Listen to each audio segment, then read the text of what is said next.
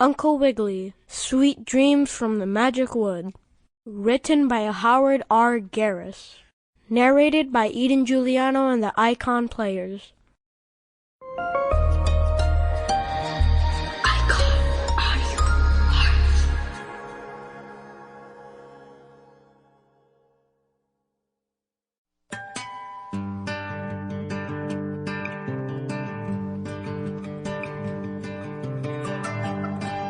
Hello, everyone.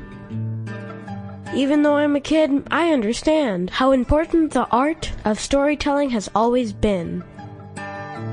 Over the ages, reading and listening to stories has brought parents, children, friends, students, and teachers together, gently educating while they entertain and enchant.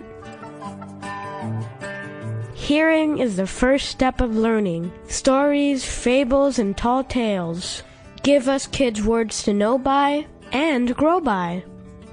I'm very happy to be able to present these wonderful, artful, classic stories to boys and girls around the world.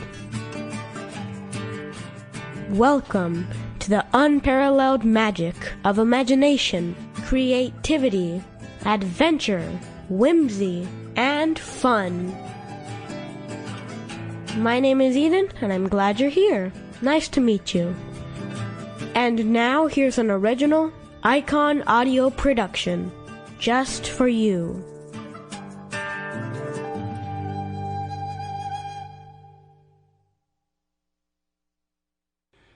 Uncle Wiggily Longears, the nice old gentleman rabbit, hopped out of bed one morning and started to go to the window to see if the sun was shining. But no sooner had he stepped on the floor than he cried out, "Ow! Ouch! Oh, dear me, and a potato pancake! Oh, I believe I stepped on a tack!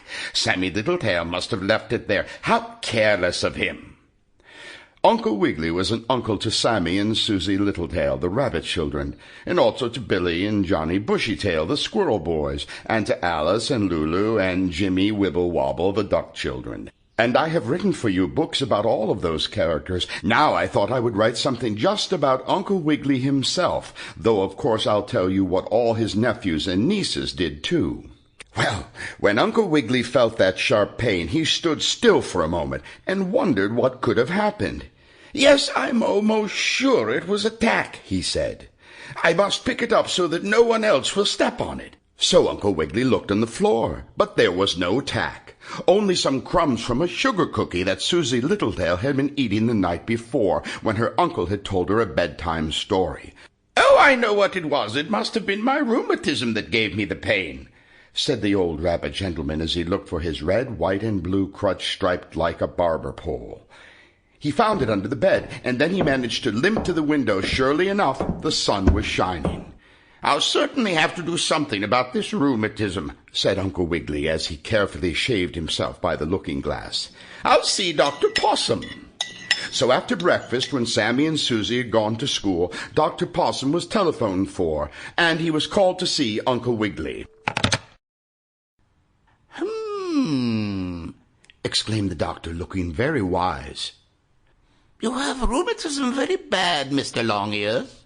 "Why, I knew that before you came," said the old rabbit gentleman. "What I want is something to cure it." Yes," said Dr. Possum, again looking very wise. "I think you need a change, sir. You must travel about, go on a journey, get out and see strange birds, pick pretty flowers. You don't get enough exercise. You must travel here and there and see things."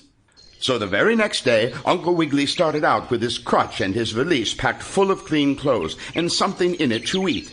Well, he went along for quite a distance, over the hills and down the road and through the woods, and as the sun got higher and warmer, his rheumatism felt better.